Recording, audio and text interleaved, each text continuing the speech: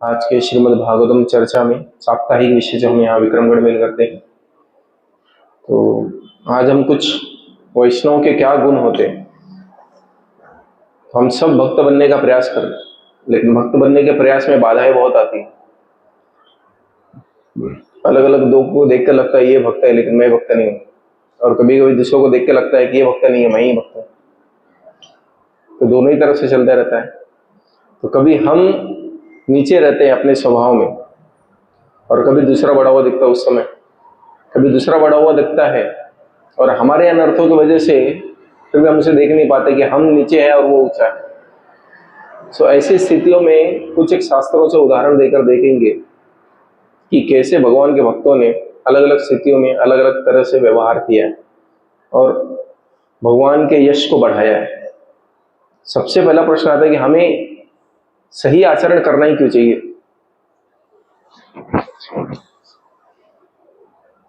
क्यों? क्योंकि हमारा नाम भगवान के नाम से जुड़ा है। जैसे आप किसी कंपनी में काम कर रहे हैं, कोई आज क्या बोलते हैं राजनीति सब जगह हो रही है, तो उसके हिसाब से उदाहरण होगा कि अगर किसी भी दल का व्यक्ति कुछ बोल दे तो वो माना जाता है कि उस दल के सभी लोगों का विचारधारा ऐसा ही है, और उसके दल का जो प्रमुख है वो बिल्कुल ऐसे ही सोचता है, इसलिए इस दल के व्यक्ति ने ऐसा कहा है। या फिर वहां छोड़ देंगे तो किसी के घर में ही आएंगे, तो उसके हिसाब से लोगों की धारणाएं बन जाती हैं कि इस घर के सभी लोग ऐसे ही सोचते हैं, इस घर के सभी लोगों का मत ऐसे ही है, इस घर के लोग सभी ऐसे ही है। और हम कभी कभी बार अपने आस पड़ोस के लोगों को भी ऐसे ही करते हैं, जबकि हम घर में अनुभव करते हैं कि ये कि हमारे हाथों में रहने वाली 5 उंगलियां भी अलग है, लेकिन हम जब दूसरों के ऊपर दोषारोपण करते हैं तो तुरंत ये सब तो ऐसे ही है कि जैसे कई कई बार किसी देश में से कुछ लोग आ जाते हैं तो पूरे देश को ही बोलते हैं ये सब पूरा देश ही खराब है, ये पूरे देश के लोग ही खराब है। तो वैष्णव का एक स्वभाव माना गया है कि अदोष दृष्टि। अदोष मतलब कि दोष न देखने वाला। दोष मतलब किसी की बुराई देखने वाला, किसमें क्या कमी है उसको देखने वाला। अदोष दृष्टि मतलब वो व्यक्ति जो किसी में दोष नहीं देखता। तो ऐसे व्यक्ति भगवान को प्रिय होते हैं, भगवान के भक्त बनते हैं। बेसिकली कहें तो भगवान के भक्त होते हैं, या फिर भगवान के भक्तों का ये स्वभाव होता है। और दूसरा गुण कहा जाता है कि मित भूख होते हैं भगवान के भक्त, जितना जरूरी उतना खाते। अदोष दृष्टि, मित भूख। और सदैव मित भूख मतलब ऐसा नहीं कि पेट भरने के लिए कम खाते या कम खा के एकदम दुबले बदले रहते भगवान के भक्त नहीं। हम जब भी भगवान के भक्तों का नाम सुनते, बहुत बार यहाँ पे जाइए जगन्नाथपुरी में जितने पांडा लोग हैं, आपको ढूंढने के बाद शायद से कोई दुबला पतला पांडा मिलेगा, बाकी सब तो एकदम अच्छे। आप बोलेंगे अरे ये भगवान का भक्त नहीं क्या, मित भूख नहीं करता, कम खाता है क्या? नहीं, जो भौतिक इंद्रियां हैं या भौतिक चीजों से, जो इंद्रियों से जो भौतिक चीजों को ग्रहण करता है, उनके मामले में बहुत केयरफुल रहता, नहीं खाता वो। जैसे अभी क्रिकेट का सीजन चालू हो जाएगा तो लोग क्रिकेट में स्कोर क्या है, स्कोर क्या है, स्कोर क्या है, तो खाना खा रहे तो खाना अंदर नहीं जाएगा जब तक स्कोर कान में नहीं जाएगा, ऐसा हाल हो जाता है बहुत लोगों का। तो कल 2-4 दिन बोले रिजल्ट क्या है, रिजल्ट क्या है, रिजल्ट क्या आया, तो लोगों को चैन नहीं पड़ रहा था। लोग एकादशी का व्रत नहीं करते होंगे, लेकिन कल किया होगा रिजल्ट देख करके। तो श्रवण इंद्रिया देखने के लिए पिक्चर, अरे पिक्चर जाना है, पिक्चर जाना है, खाना पीना सब भूल जाएंगे। तो भौतिक वस्तुएं जो है संसार में, उनके तरफ भगवान के भक्त नहीं जाते, लेकिन हाँ इन आंखों का इस्तेमाल करेंगे भगवान के विग्रह का दर्शन करने के लिए, भगवान का कथा सुनने के लिए, कीर्तन करने सुनने के लिए इन इंद्रियों का, कर्ण इंद्रियों का इस्तेमाल करेंगे। भगवान के बारे में चर्चा करने के लिए जीवा से बोलते रहेंगे, बाकी सब चीजों को छोड़कर इसका सदैव इस्तेमाल करेंगे। भक्तों के संग के लिए, घूमने के लिए इस पैर को इस्तेमाल करेंगे, जाएंगे। तो ये भक्त के, ये इस तरह से भगवान के भक्त जो है मित भूख है। अब उसका 1-2 उदाहरण हम शास्त्रों से देखेंगे। तो सबसे पहले हम जो महाराज का ये किताब है, किसी ने पढ़ा है जर्नी विद इन, तो पहला किताब राधा परम पूज्य राधा महाराज ने लिखा था, वो लिखा था जर्नी होम। उसको मराठी में कहते हैं पुरुषार्थ पथिक, और उसी का अंग्रेजी में है जर्नी होम। और उसके बाद का जो दूसरा प्रवास है, तो पहले भाग में लिखा है महाराज ने कि कैसे एक 19 साल का बालक अलग अलग चीजों को देख करके एकदम पूरा हर चीज पर प्रश्न उठा रहे हैं, हर चीज से अपने ज्ञान का वर्धन करते हुए प्रयास कर रहे हैं, सीखने का प्रयास कर रहे हैं। नाना प्रकार से जो भी कुरीतियां हो रही है उनको देख करके दुखी हो रहा है। लोगों का आचरण जब बराबर मतलब संगत में बराबर नहीं है, किसी भी प्रकार से गलत है, तो उनके ऊपर प्रश्न चिन्ह के हेतु से देख रहा है। ऐसा बालक फिर वहां से निकलता है, घूमने के लिए जाता है, उसका सामान चोरी जाता है, सब कुछ चोरी जाता है। तो मन में एक इच्छा आती है कि ये मौका है, अब हम भगवान की खोज पे निकलेंगे। और वो 19 साल का बालक, उसके पास ना पैसा है, ना केवल साथ देने के लिए एक लोग है। उस समय मोबाइल फोन कांटेक्ट करने के लिए मेल वेल कुछ नहीं था, 1970 69 70 में। तो वहां से फिर निकलते हैं, फिर धीरे धीरे सबसे लिप मांगते हुए, खाना मांगते हुए, कीर्तन करते हुए, यहाँ वहाँ कीर्तन मतलब म्यूजिशियन थे एक तरह से, तो माउथ ऑर्गन बजाते हुए पूरा जो लैंडस्केप है इंग्लैंड से लेके भारत तक अलग अलग देश परिस्थितियों से गुजरते हुए वो आते हैं। वो एक एडवेंचरस कहानी है। तो वो आते हैं भारत में, और भारत में उनके साथ क्या क्या होता है, फिर कैसे रहते, कहाँ रहते हैं, हिमालय में नागा बाबा, उड़ते हुए साधुओं को मंत्र से उनको बांध दिया जाता है, बहुत कुछ देखा उन्होंने। और अंततोगत्वा जन्माष्टमी के दिन उनकी ट्रेन 2 दिन से मथुरा स्टेशन पे खड़ी है, तीसरे थर्ड क्लास जिसको कहते हैं, तृतीय दर्जे के ट्रेन में बैठे हुए, और लोग ऐसे बड़े से भरे हुए हैं जैसे गोनी के अंदर आलू भरा जाता है। उस समय तृतीय दर्जा मतलब ऐसा लोग आप एक बार दरवाजे से तो घुस नहीं सकते, इतना सही है। लोग खिड़कियों से जाते थे और खिड़कियों से वापस आते थे, क्योंकि दरवाजा इतना पैक रहता था। टॉयलेट शौच के लिए जाना है, मूत्र विसर्जन के लिए जाना है, ये सब तो सपने में भी नहीं सोचते थे। ये सारी क्रिया उनके सपने में हो जाती थी लोगों की, जो इसमें अंदर बैठ गए। कि भाई ये रहता था, एक बार बाहर उतर गए तो वापस घुसने मिलेगा कि नहीं, वो भी एक सवाल है। तो आप एक बार बैठ गए, पैर जैसा है वैसे रहेगा, तो सोचेंगे थोड़ा पैर सीधा कर लेता हूँ, वो नहीं होता था। तो उस दिव्य साल में उस ट्रेन में बैठे हुए थे, और 2 दिन से ट्रेन किसी कारण वहां से हिली नहीं। और फिर जब महाराज अंदर, उस समय महाराज ने एक लड़का है 19 वर्षीय बालक अंदर बैठा है और सोच रहा है मुझे हिमालय में जाना है फिर से अपने मित्र को मिलने, और वहां से बैठे बैठे थक गया, सांस लेने के लिए केवल बाहर आया। और जैसे ही बाहर आया कुछ समय के बाद, कुछ ही मिनटों पश्चात तो ट्रेन चल दी, और ये कितना भी प्रयास करे तो अंदर नहीं जा पाए। तो सोचा ठीक है, वहां पर रह गए, ट्रेन चली गई और रह गई। और फिर वो वृंदावन गए और पहली बार कृष्ण के बारे में सुना उन्होंने, जन्माष्टमी के बारे में कि जन्माष्टमी है। फिर उन्होंने उपवास किया, व्रत का पालन किया, प्रसाद लिया, और फिर बाद में जाकर के प्रभुपाद जब आए तो उनको मिले। और फिर उन मिलने के बाद जितने भी सवाल थे, इतने वर्षों से घूमते घूमते, वो सारे प्रश्नों के उत्तर उन्होंने धीरे धीरे प्रभुपाद के द्वारा ले ली। अंदर बैठे रहते तो प्रभुपाद चर्चा करते थे, तो वो हमेशा कैसा है, अंदर जाके सुनते। उनको प्रभुपाद के साथ रहना अच्छा लगता था, लेकिन उनको भक्त नहीं बनना था। बोलते थे ये सीधे काम पे लगा देते, प्रभुपाद के पास रहने नहीं देंगे। तो वो प्रभुपाद के रूम में बैठते थे। तो काफी दिन के बाद प्रभुपाद ने एक बार बोला कि जो भी भक्त है वो अपना अपना काम पे जाए, और फिर बाकी लोग बैठ सकते हैं यहाँ पर। तो ऐसे ही महाराज अंदर बैठे, तो एक आदमी आया, बोला प्रभुपाद इनको भी निकालते, सबको निकाल दिया। फिर महाराज को जैसे ही देखे बोले इनको भी निकाल देते। तो वो बोले कि प्रभुपाद ने उन्होंने पूछा आप रहना चाहते हैं? बोले हाँ। तो उन्होंने कहा महाराज ने कि मैं तो रामानुजाचार्य करके एक बहुत बड़े आचार्य हो गए, जो कि 4 वैष्णव संप्रदाय है ना। कौन कौन से है पता है? ब्रह्म संप्रदाय, श्री संप्रदाय, रुद्र संप्रदाय और कुमार। तो श्री संप्रदाय में, लक्ष्मी जी के संप्रदाय में एक आचार्य है रामानुजाचार्य करके, काफी आचार्य लेकिन एक प्रोमिनेंट आचार्य है। और वे श्रीरंगम के मुख्य मंदिर में रहने लगे थे। अपना सब जीवन का संघर्ष करने के बाद जब संन्यास लेके जब घर छोड़ दिया, तो वे श्रीरंगम में रहने लगे मंदिर में। और वहां पर उनके बाद वो बहुत प्रमुख आचार्य हुए। उनके बाद पराशर भट्ट करके उनके उत्तराधिकारी बने। तो वो पराशर भट्ट को लेकर के महाराज ने एक कहानी लिखी है इसमें, कि भगवान के भक्त का व्यवहार कैसा होता है।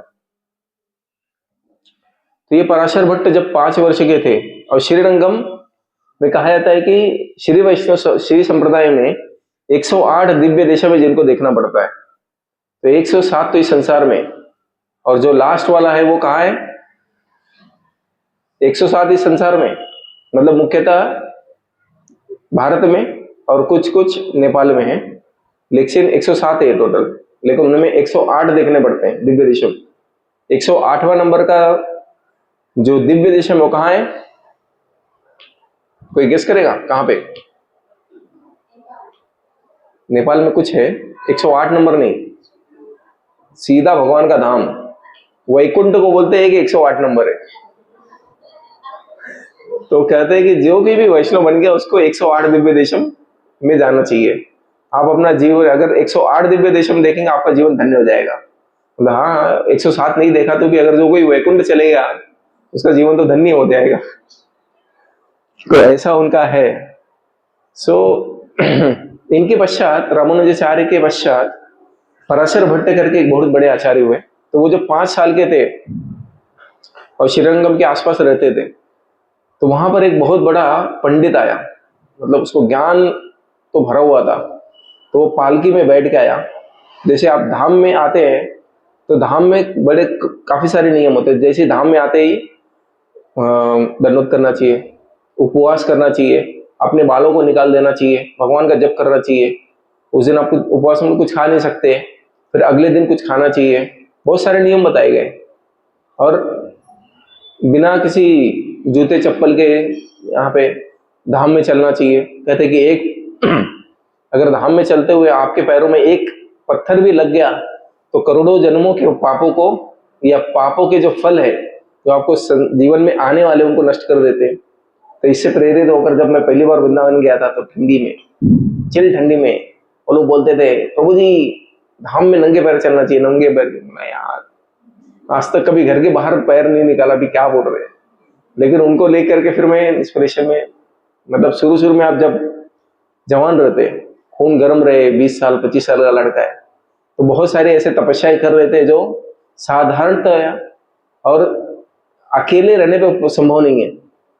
जैसे उदाहरण के लिए अभी निर्जल एकादशी आने वाली है ना बोल जी, तो सब साथ में रहेंगे, पूरा दिन भर भजन कीर्तन कर रहे हैं, साथ में बैठ के जपा कर रहे हैं, तो खाने का ध्यान भी नहीं आता। नहीं तो अकेले रहेंगे तो फिर वो अभी नहाने जाता हूँ, थोड़ा सो लेता हूँ, थोड़ा अभी खाना नहीं है तो क्या करूँ, तो कुछ और ही विचार में धन में आते रहते हैं। लेकिन जैसे भक्तों के संग में आते हैं तो कठिन से कठिन चीजें भी आसानी से हम उनको पार कर पाते हैं। इसीलिए कहा जाता है भक्ति संग में करो। कलयुग में संग में शक्ति है। कलयुग में अकेले जो आप हासिल नहीं कर सकते संग में कर सकते हो। भले ही देश का प्रधानमंत्री बनना हो या फिर किसी पर राज्य करना हो या भक्ति करना हो, संग रहेगा, आप लोग साथ में हैं तो आप कर पाएंगे सब कुछ। तो ये पराशर भट्ट जब देखते हैं कि आदमी एकदम अपने ज्ञान में मदोन्मत्त होकर अहंकारवश पालकी में बैठ के आ रहे हैं, उसको 2 लोग लेके जा रहे हैं, लोग स्तुति वादन कर रहे हैं और वो पैर भी जमीन पे नीचे नहीं रखा, जबकि धाम में आए, श्रीरंगम में आए, भगवान के दर्शन के लिए उसमें चले जा रहे हैं। तो और सारे पंडित लोग उससे डर गए कि वो जो भी आएगा उसके सामने उसका क्या होगा, उसका मान हानि हो जाएगा। कैसे? वो तुरंत कहेगा कि आप मेरे सामने आना, मुझे सिखा रहे हो, शास्त्रवाद करते हैं और शास्त्र चर्चा में उसको कोई हरा नहीं सकता, इतना बड़ा पंडित है। तो लोग दुविधा में थे। तो कई बार भगवान कहते हैं ना कि बालक भी भगवान का ही रूप होता है। तो ऐसे बड़े बड़े लोगों को हम्बल कर देते बच्चे लोग, समझ में नहीं आता। जैसे माता पिता बच्चों को खिलाते रहे, वो जाके बाहर जाके पूरी दुनिया में वो बोलेंगे हम इतने बड़े कंपनी में एक आवाज करते, तो जैसे टीचर रहेंगे यहाँ पे तो एक आवाज करते तो पूरा क्लास शांत हो जाता, कोई आवाज नहीं करता। जबकि यही टीचर अपने घर पे जाएंगे तो उनके बच्चे पापा सुनो पापा सुनो पापा सुनो, बोले गब्बस काय गब्बस, उल्टे उनसे झगड़ा करेगा। तो ऐसा हो जाता है। तो प्रेमवश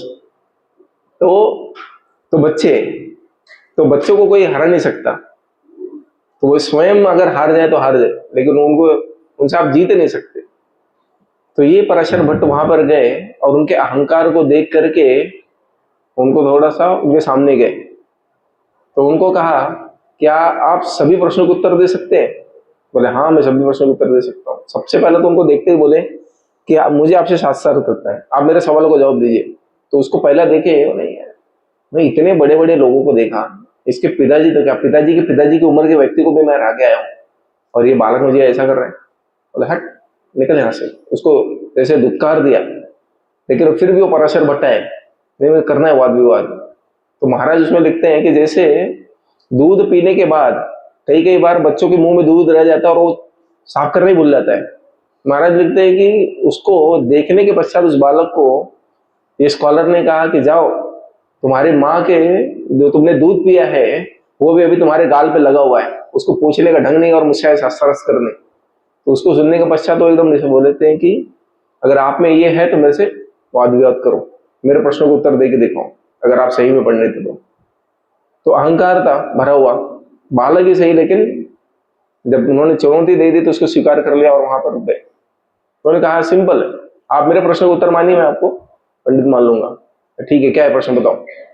तो जैसे उन्होंने बोला क्या है प्रश्न, तो उन्होंने एक खाली हाथ नीचे किया और मट्टी उठाई। बोले आपको सब पता है ना? बोला हाँ, किसी भी प्रश्न का उत्तर दे सकते हैं। हाँ ठीक है, मेरे हाथ में मिट्टी के कितने कणे बताओ।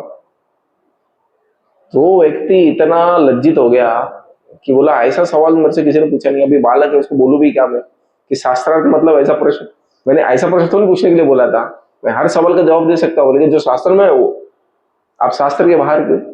तो उस बालक ने सबसे पहले बोला कि आप मुझे एक बालक समझ करके मना कर रहे थे, जबकि आपकी भेद दृष्टि है। अगर आप शास्त्र पढ़ेंगे तो उसके हिसाब से शास्त्र क्या बोलता है, भेद नहीं करना चाहिए। हम सब क्या है, आत्मा है, हम शरीर नहीं है। आप मेरे शरीर को देख करके मुझसे भेद कर रहे थे। और फिर आगे जाकर के बोलते हैं कि जिस पेड़ में फल लगे होते हैं ना वो नम्र होता है, ऐसा अहंकार और गर्व में से घूमता नहीं है। और जिसको ज्ञान हो जाता है ना, जिसको ज्ञान हो जाता है वो व्यक्ति नम्र होता है। सॉरी, जिस पेड़ में फल लगते हैं वो पेड़ की डाली तक झुक जाती है, और जिस व्यक्ति में अच्छे गुण आ जाते हैं वो व्यक्ति नम्र हो जाता है। तो ज्ञान तो भगवान के बारे में जानना सबसे बड़ा गुण है, तो उसके बाद भी आप में अहंकार है, मतलब आप में ये सब ज्ञान व्यर्थ है, किसी काम का नहीं है। ऐसे जब वो बिना किसी कपट के निष्कपट भाव से उनके फायदे के लिए ऐसा बोलते हैं, तो उसको देख करके वो जो हृदय है उनका पत्थर जैसा गर्व से भरा हुआ, वो तुरंत पसीज जाता है कि बोलता है ये बालक तो बहुत तेजस्वी है। तुरंत उनको 5 साल की उम्र में वो बोलते हैं कि आप मुझे शिष्य के रूप में स्वीकार करिए। तो ये पराशर भट्ट के जीवन का शुरुआत है। तो अभी यहाँ पे देखेंगे तो आप सबके घर में ये रहेंगे, लेकिन कोई ठीक से गीता के 1-2 श्लोक भी नहीं याद रहते, जबकि ये सारे शास्त्रों को तीक्ष्ण बुद्धि से पहले से याद करके बैठे हुए हैं। तो ये पराशर भट्ट का जीवन का शुरुआत। और जब आगे जाकर के वे रामानुजाचार्य के उत्तराधिकारी बन गए और वहां पर रहने लगे, तो रहते रहते धीरे धीरे एक बार उनके एक शिष्य आए और कहते हैं कि मैं जानना चाहता हूं कि मैं किन किन गुणों का अपने जीवन में या फिर अपने अंदर विकास करूं ताकि मैं जान सकूं कि मैं कौन हूं। क्या सवाल पूछा? मैं किन किन गुणों का विकास करूं, मतलब कौन कौन से गुणों के लिए मैं प्रयास करूं जिनके विकसित होने के बाद मैं ये जान पाऊंगा कि मैं कौन हूं। ऐसा प्रश्न उन्होंने पूछा पराशर भट्ट से। तो उन्होंने कहा कि देखिए, इस प्रश्न का उत्तर मैं अभी नहीं देना चाहता, लेकिन एक व्यक्ति है जो इस प्रश्न के उत्तर देने के लिए सर्वथा उपयुक्त है और पात्र है। आप उनके पास जाइए, उनके पास जाएंगे तो आपको आपके सारे प्रश्नों के उत्तर मिल जाएंगे। तो वो बताते हैं कि आप अनंत आचार्य के पास जाइए। अब ये अनंत आचार्य कौन है? अनंत आचार्य एक बार रामानुजाचार्य बैठे हुए थे और उस समय तिरुपति बालाजी मंदिर जो है, आज के जैसा नहीं है, तिरुपति या फिर वेंकटाचल, वेंकटेश्वर, श्रीनिवास, ये नाम से वहां पे आंध्र प्रदेश में जाने जाते थे। तो उस समय देखे पूरा पहाड़ एकदम निर्जन था, जंगलों जानवरों से भरा हुआ, सांप, बिच्छू, ये वो हिंसक जानवर हर तरह थे। जाने वालों में से कोई 2-4 लोग ही जा सकते जिंदा, और बहुत सारे लोग मारे जाते थे, इतना हिंसक वो वन था।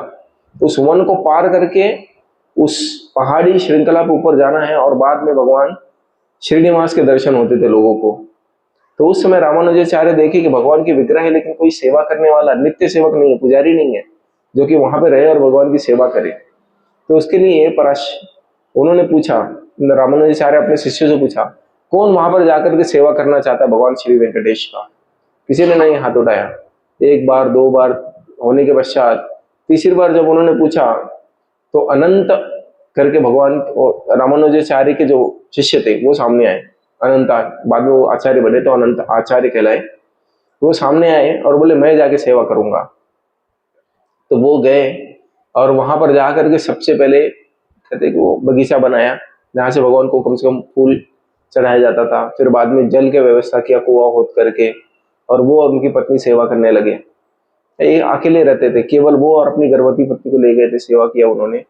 तो ऐसे अनंत आचार्य जो अकेले केवल दो ही व्यक्ति है, कोई दर्शन के लिए महीनों में एक आध बार आया तो आया, श्रीनिवास जी के दर्शन के लिए, वेंकटेश्वर के दर्शन के लिए, बालाजी के, तिरुपति जी के दर्शन के लिए। आजकल तो एकदम बहुत आसान है, हमने टिकट खरीदी, क्या गाड़ी में बैठा और पहुंच गए, इतना आसान है। लेकिन उस समय भगवान के दर्शन भी बहुत दुर्लभ होते थे, इसीलिए लोग रास्तों में चलते हुए जब भगवान के भक्त जाते थे तो कहीं किसी श्लोक सुन लिया है उसको वो रास्ते में याद कर लेते थे, भगवान के गुण का गुणगान कैसे करना है, उनके चरित्र की शोभा कैसी है, वो सब चीजों का स्मरण करते हुए जाते थे। और पहुंचने में समय लगता था, इसके लिए विचिंतन करते हुए जाते थे, भगवान कैसे दिखते होंगे, उनका द्वार कैसा होगा, उनकी क्या श्रृंगार होगी, क्या होगा। इसीलिए जब जाते थे तो दर्शन करके तुरंत वापस नहीं आते थे लोग, वहां कई कई दिन रह करके दर्शन लेते थे, कीर्तन करते थे। जो जाते समय उन्होंने लोगों ने सीख लिया है उसका गुणगान भगवान के समक्ष जाके करते थे साक्षात रूप में।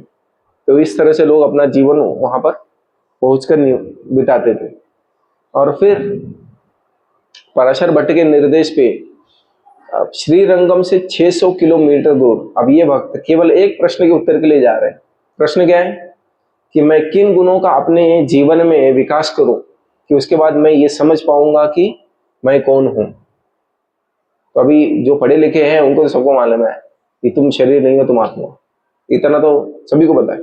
लेकिन वो वहां पर बोले कि उनके जैसे गुरु ने बोला आप जाओ वहां पर, बोले ठीक है। प्रश्न नहीं पूछा, आप क्यों नहीं उत्तर देते, मैं तो आपका शिष्य उनके पास क्यों भेज रहे, कुछ नहीं। शिष्यस्ते हम शादी माम तो हम प्रपन्नम, उनकी बात मान ली और तुरंत निकल गए वहां से। और जाने के पश्चात वहां पर पहुंचे और फिर उन्होंने निवेदन किया। अनंत आचार्य ने उनका बहुत स्वागत किया, बुलाया, और सब वार्तालाप होने के बाद उनको भोजन कराया और रहने के लिए एक जगह भी दी जो उसमें तैयार थी। तो उनको सब कंफर्टेबली हो गया अभी। तो उन्होंने तुरंत प्रश्न किया कि मुझे ये प्रश्न का उत्तर दिए। बोले ठीक है, मैं अभी थोड़ा सेवा में व्यस्त हूँ, मैं आपके प्रश्न का उत्तर फिर कभी दूंगा, तब तक आप यहीं पे रहिए। तो वो वहां पे रहने लगे धीरे धीरे। बोले अभी रह के करूँ क्या, तो कभी पाठशाला में, कभी मंदिर में, कभी यहाँ वहाँ, हर जगह सेवा करने लगे। यथाशक्ति सेवा करते करते करते करते और फिर बीच में पूछते थे कि मैं यहाँ पर इसलिए आया हूँ कि मैं इन गुणों का विकास करना चाहता हूँ कि मैं जान सकूँ मैं क्या कौन हूँ। तो बोले हाँ ठीक है ठीक है, बताता हूँ, अभी मैं वैसे बाद में बताता हूँ। ऐसा करते करते 6 महीने बीत गए और 6 महीने में वो भी सवाल पूछने भूल गए, वहां पे रह के अभी सेवा कर रहे। ऐसा नहीं कि आज आज मैं आया, 4 दिन हो गया, 6 दिन हो गया, मेरे सवाल का जवाब नहीं दे रहे, मैं जाऊंगा वापस, आपके पास समय नहीं है। तो कुछ भी नहीं, आए हैं, सवाल पूछ रहे और वहां पे रहने लगे। 6 महीने के बाद एक मंदिर में बड़ा महोत्सव हुआ और कई कई गांवों से लोग आ रहे थे। और फिर ये जो भक्त गए थे वहां पर अनंताचार्य जी को मिलने और प्रश्न पूछ रहे थे, वो पहले तो कुछ लोगों को खाना खिलाते हैं, प्रसाद के पश्चात वो खुद प्लेट लेकर के बैठते हैं। अभी सबको खिला दिया तभी नेचुरल लगता है, हमको भूख लगी तो हम बैठ जाते हैं। फिर अनंत आचार्य उनको बोलते हैं कि रुको रुको रुको, अभी तुम प्रसाद मत ली, आप प्रसाद मत लीजिए, कुछ समय पश्चात लीजिए, जो भक्त आए हैं फिर से उनको प्रसाद खिलाइए। फिर दूसरी बार भी खिला दिया, पंक्ति में लोगों का हो गया। फिर वापस से जैसे प्रसाद लेने बैठते तो उनको रोक देते, रुको रुको, बाकी भी भक्त आ रहे हैं उनको प्रसाद देने के बाद। ऐसे करते करते 6-7 बार होकर के देर रात हो गई। अब सभी लोग चले गए, मंदिर बंद हो गया, सब महोत्सव हो गया, सभी लोग अपने गांव में चले गए वापस, और काफी बहुत कम लोग बैठे। उस समय ये भक्त प्रसाद लेकर के बैठते हैं प्रसाद पाने के लिए। तो अनंत आचार्य खुद आते उनको प्रसाद देते हैं और फिर प्रसाद पाने के पश्चात वो आते हैं। बोले आप आए थे, कुछ प्रश्न पूछ रहे थे, तो क्या था वो प्रश्न, तो हाँ हाँ, वो तुरंत खाना भूल जाते हैं कि अभी अभी उत्तर मिलेगा। तो वो प्रश्न पूछते फिर से कि मैं अपने जीवन में या फिर किन गुणों का विकास करूं कि मैं ये जानूं वो भगवान मैं कौन हूं, ये जानने का प्रयास कर रहा हूं, उसके लिए मैं किन गुणों का विकास करूं। तो फिर अनंत आचार्य कहते हैं कि देखिए, आपको नमक की तरह होना चाहिए या फिर लाइक सॉल्ट, नमक की तरह, या फिर मुर्गी की तरह, या फिर क्रेन क्रेन को क्या कहते हैं? बगुला, बगुला की तरह, बगुले की तरह, या फिर आपके जैसा होना चाहिए। तो अगर जो कोई भी व्यक्ति अपने आप को जानना चाहता है, उसमें ये सारे 4 लोगों के गुण होने चाहिए। कौन कौन से हैं? या जो जो गुण नमक में है वो गुण होने चाहिए, जो गुण एक मुर्गी के अंदर है वो गुण होने चाहिए, जो गुण एक बगुले के अंदर होते हैं वो होने चाहिए, या फिर आप में जो गुण है वो होने चाहिए। तो मैं इससे ज्यादा कुछ नहीं बोलना चाहता, बस तो ये बोल के चले गए। अभी वो जो हाथ में उठाया था एक्साइटेड में, पहले खाना भूल गया तो हाथ में रह गया, अब चबा भी नहीं पा रहे। बोले इसका मतलब क्या हो गया? तो उन्होंने कहा कि अब मैं इससे ज्यादा कुछ नहीं बोलूंगा, और चले गए। तो बोले अभी मेरे प्रश्न का उत्तर तो दे दिया, लेकिन मैं कुछ समझा नहीं। फिर जाते ही सोचते कि अपने गुरु को जाके पराशर भट्ट को पूछता हूँ।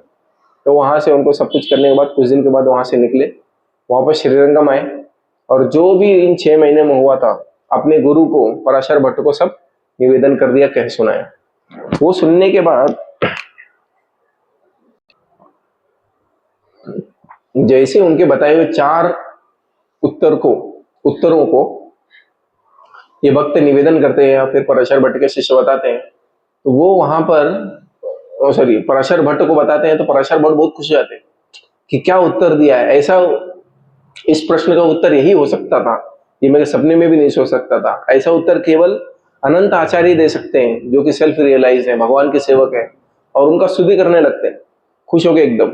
और उनकी स्तुति देख करके ये भक्त और भी परेशान है, बोले एक तो मुझे कुछ समझा नहीं, और मेरे गुरु महाराज है वो भी इतने खुश हो रहे हैं। एक काम करता हूँ, इनको समझ गया, इनसे पूछ लेता हूँ कम से कम। फिर उनसे पूछते हैं कि उन्होंने उत्तर तो दिया गुरु महाराज, लेकिन मैं कुछ समझा नहीं आचार्य, आप मुझे बताइए कि मैं अभी इस प्रश्न को कैसे समझूं। तो वो बताते हैं कि नमक का स्वभाव क्या है। नमक दिखता नहीं है, आप जब भी खाना बनाएंगे नमक दिखता नहीं है, तो घुल जाता है। तो जैसे वो घुल जाता है वैसे हमको भी भक्तों के समूह में घुल जाना चाहिए, है ना। दूसरा बोलते हैं कि जब भी ऐसी स्थिति आती है, नमक अपना काम कर देता है, लेकिन काम करने के पश्चात कभी भी दिखाई नहीं पड़ता कि हाँ लोग आए मेरी प्रशंसा करें, मेरी आओ भगत करें और मुझे बताएं। जैसे आप लोग में से सब लोग खाना बनाते हैं, खाना बनाने के बाद किसी ने बोला कि नमक एकदम परफेक्ट डाला है, ऐसा नमक तो कोई डाल ही नहीं सकता था। वहां बोलेंगे हाँ मिर्ची सही है, मसाला सही है, सब्जी ये है, सब्जी वो है, लेकिन जैसे ही नमक कम हो गया, ज्यादा हो गया, तुरंत मालूम पड़ता है। हमको भक्तों के समूह में ऐसे रहना है कि जो जितनी मत जरूरत है वैसे रहे। और बताते कि बैलेंस, ना किसी वस्तु में ज्यादा होना चाहिए, ना कहीं पे कम पड़ना चाहिए, हमेशा समभाव में रहना चाहिए।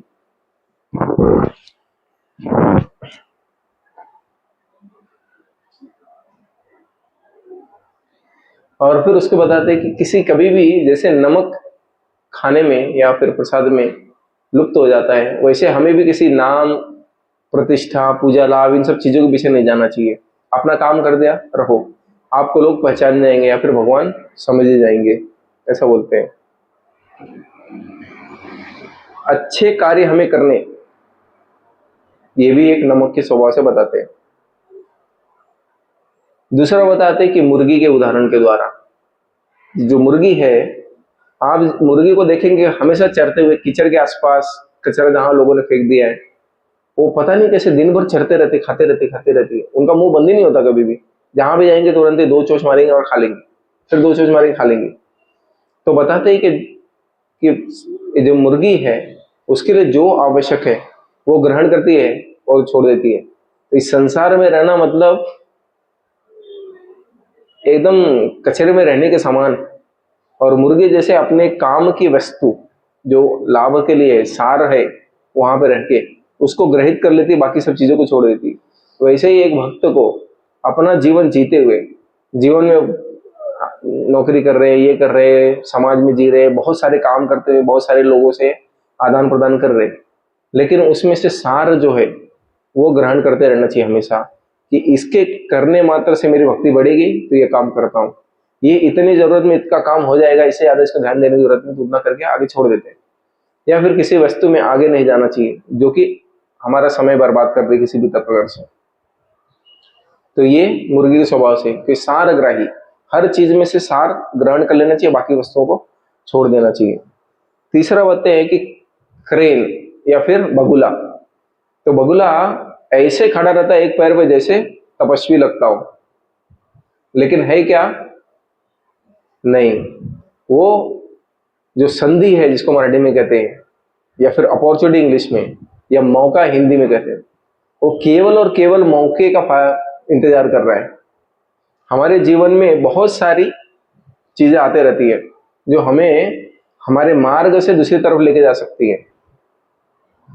तो उसके लिए बताया जाता है जैसे बगुला एक पैर पे खड़ा रहता है पानी में और इंतजार करता है, छोटी मछलियां आती रहती है, छोटी छोटी मछलियां आएंगी, तो बड़ी मछली पहले नहीं आती घूमते हुए, छोटी मछली आती सुपर से, तो आती है वो चली आती, आती चली आती है, तो उसको देख के बगुला एकदम शांत खड़ा रहता है, ऐसे लगेगा कि बस कुछ है ही नहीं वहां पर, तो कोई खतरा नहीं, तो आते रहते, लेकिन जैसे ही बड़ी मछली आती है वैसे ही वो अपना चोंच डाल करके उसको उठा लेता है।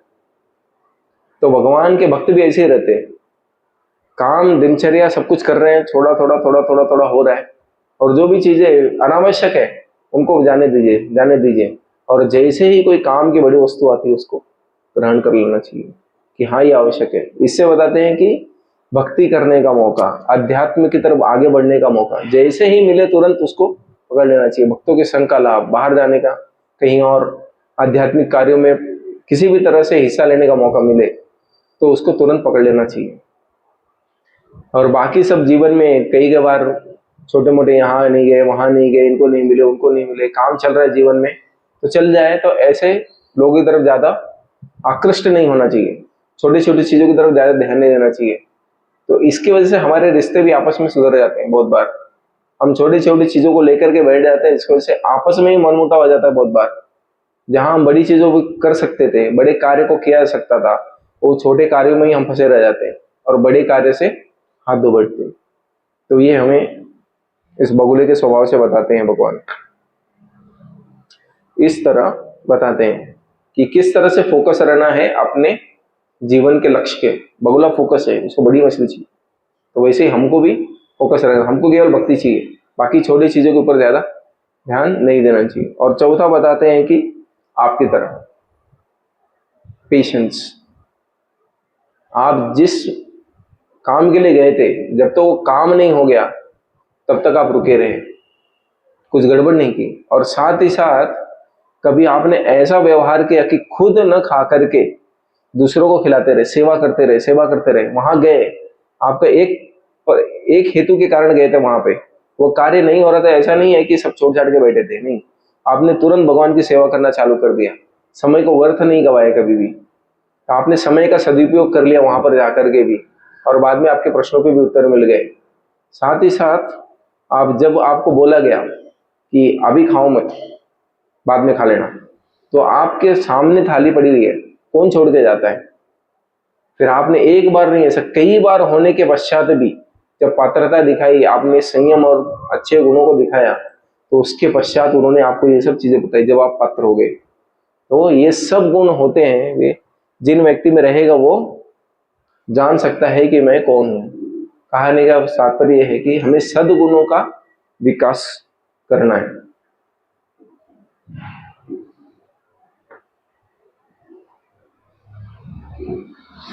तो वो यहां पर बताते हैं कि जैसे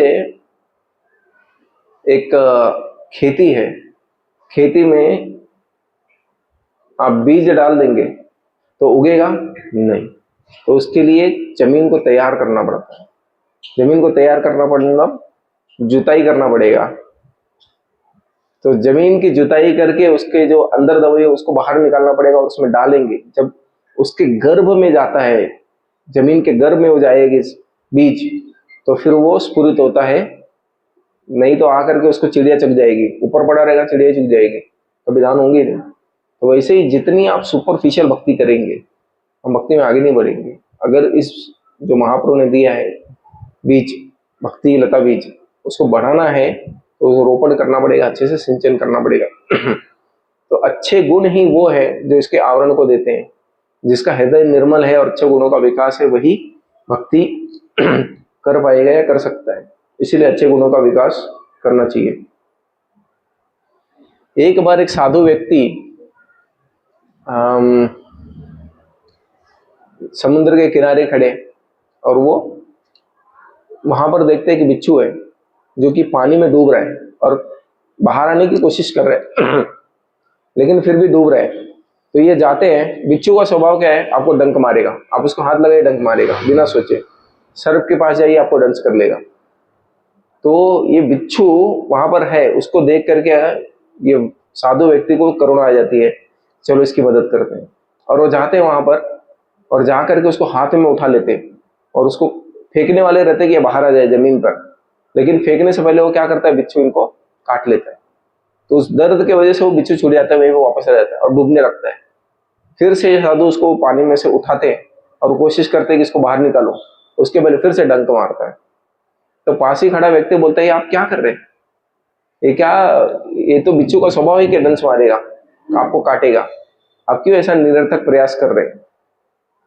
तो साधु कुछ बोलते नहीं है और वापस से फिर से अपने प्रयास में लग जाते हैं।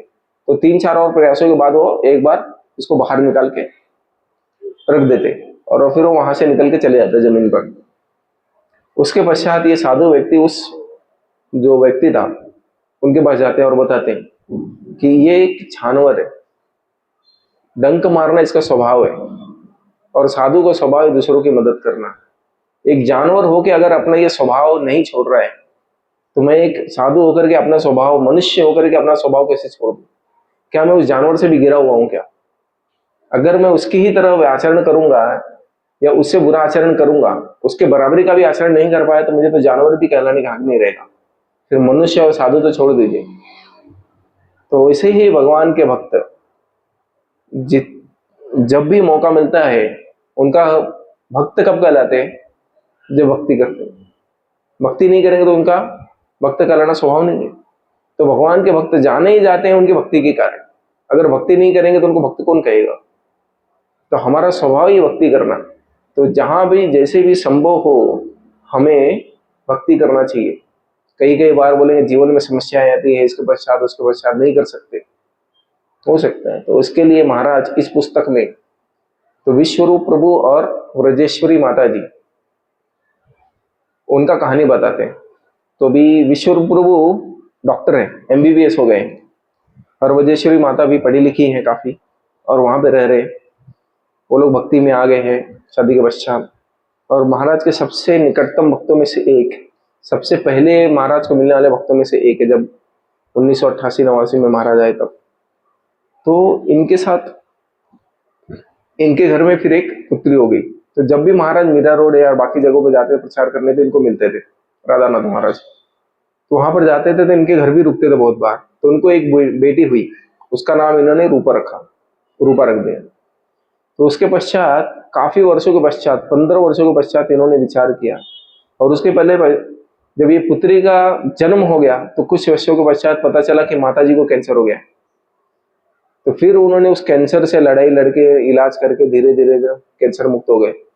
और कैंसर मुक्त हुए तो उन्होंने विचार किया कि हमारी बस एक पुत्री है, एक और बालक हमारे घर में होना चाहिए। तो उन्होंने फिर उसके लिए प्रयत्न किया और माता जी गर्भवती हो गई। और उनकी बेटी जो रूपा थी उस समय लगभग 14-15 साल की थी। वो भी चाहती थी कि मेरे घर में कोई और मुझसे भी छोटा हो, तो इसीलिए वो हमेशा बोलते थे, वो खुश हो गई। ये होते होते जब डिलीवरी का समय आ गया, तो डिलीवरी के समय पे बोलते हैं कि माता जी एक बेहोश हो गई एक तरह से।